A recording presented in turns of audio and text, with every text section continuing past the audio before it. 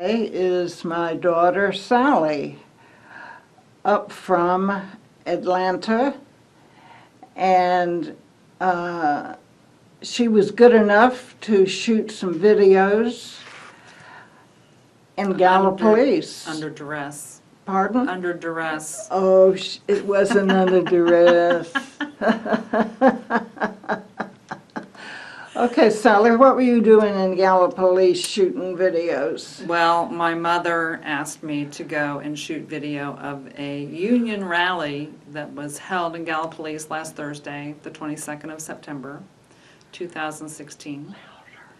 And I'm told to talk louder. So this was a union rally. I don't know the initials of the union, but it's the State Employees Union. And there were union members and union higher-ups from all over the state who were there, and definitely the people in Gallipolis. And the reason they came together for the rally was to support the union workers at GDC, or Gallipolis Developmental Center. So Gallipolis Developmental Center, if you don't know already, you will find out today that we have a family member there, my sister Mandy, and some of you may know that in Ohio they are trying to close all of the developmental centers in the state of Ohio.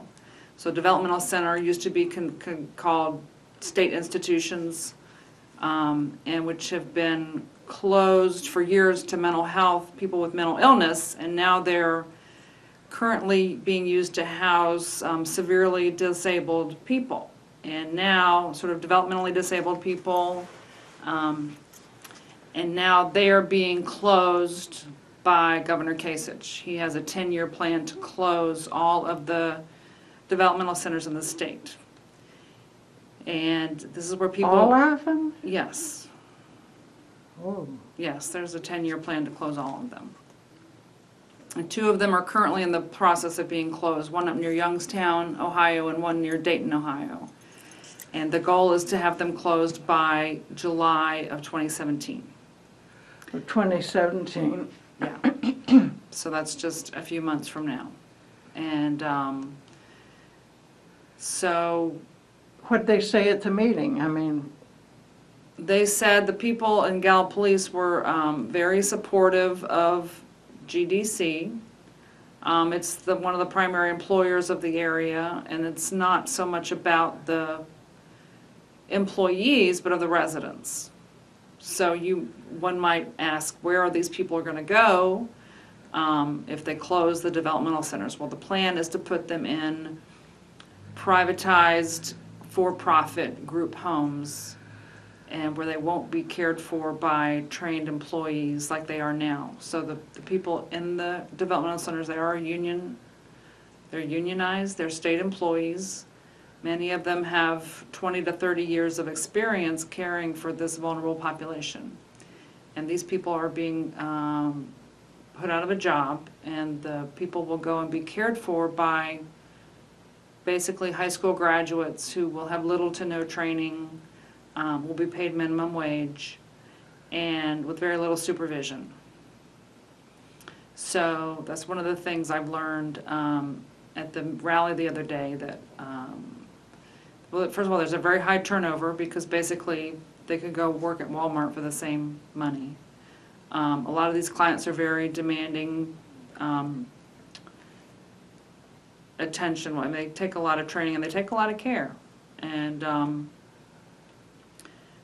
for example, very little supervision. I know at one of the group homes, for this for-profit group home in Gallipolis recently, the EMS squad was called because one of the employees had overdosed on street drugs and had to be administered Narcan by other staff members, and then the EMS came and Lovely, lovely. took him away. So these are the people who are caring for the most vulnerable in our midst. And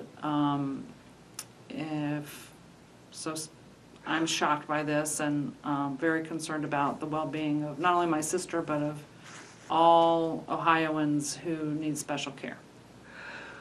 Well, I read some of the material and saw that the Olmsted Act, which was responsible for deinstitutionalizing the mental folks on the ridges,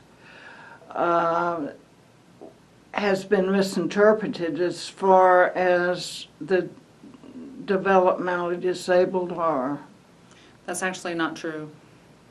What's not true? Well, it's complicated. So first of all, Reagan closed the mental health centers back in the 80s. It wasn't that because of the Olmsted Act? No. And second of all, it's the Olmsted decision, not the Olmsted Act. Okay. An act implies, I believe, that it's an act of Congress, and this was a decision by the Supreme Court. So, and this happened in the 90s.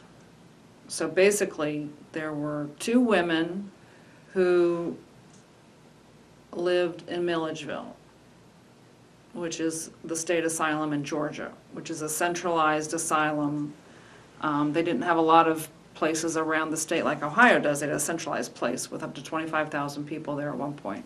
And it was pretty horrific back in the 1800s and the early 1900s, and it was actually closed for the most part in the late 50s. And they still had some residential areas there.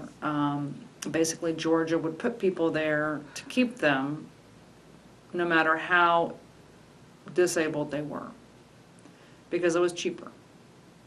So these two women who were very high functioning sued the state of Georgia because they wanted to live in an apartment and be able to be taken care of financially like they were in Milledgeville, but they wanted to be able to live out in the community and have the state support them in the community.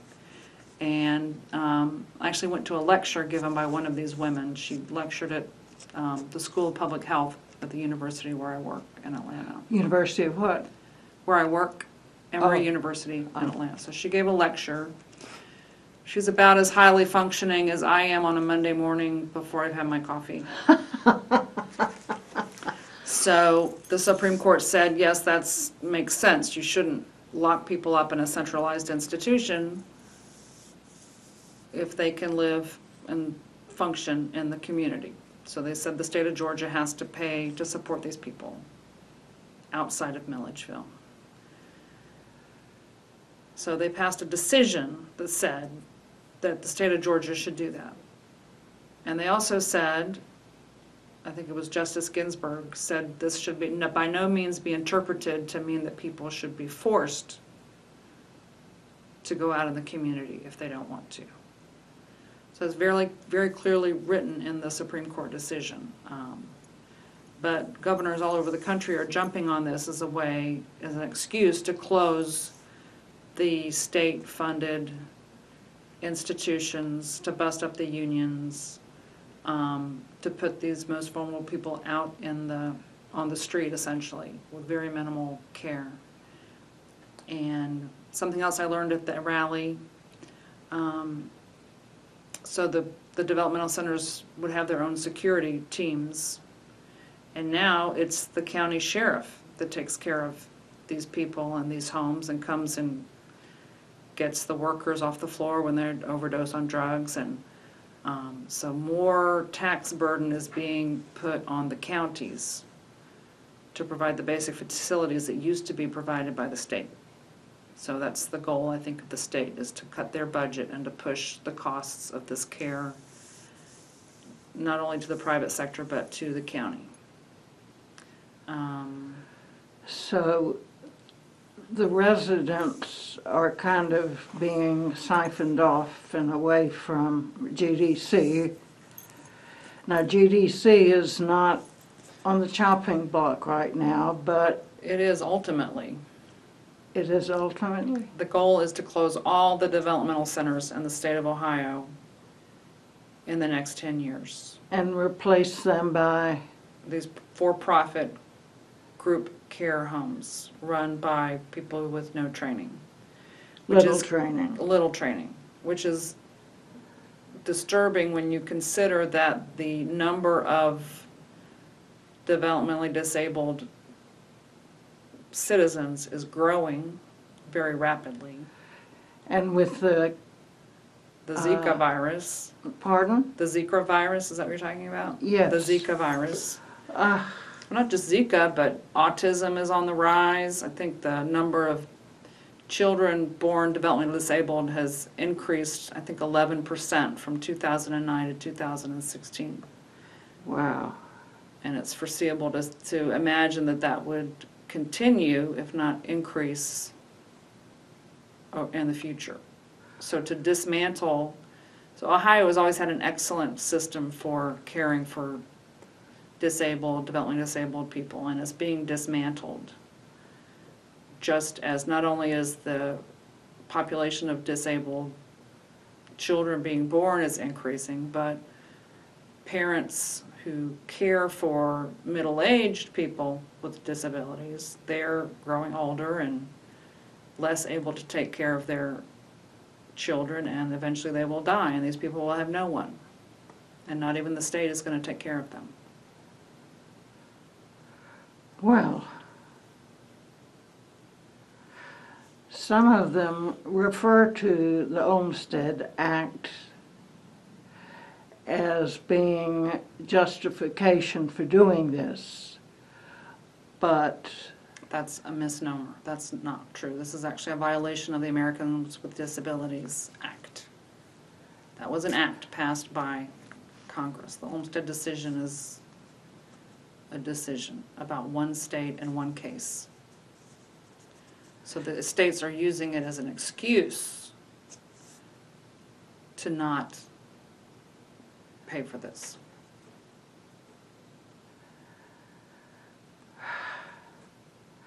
well, I know I'm glad that someone is rallying around and speaking out. ATCO, you know, is going to go out of business very soon. And one of the state board people said that, it was quoted in the paper, that closing ATCO in no way justifies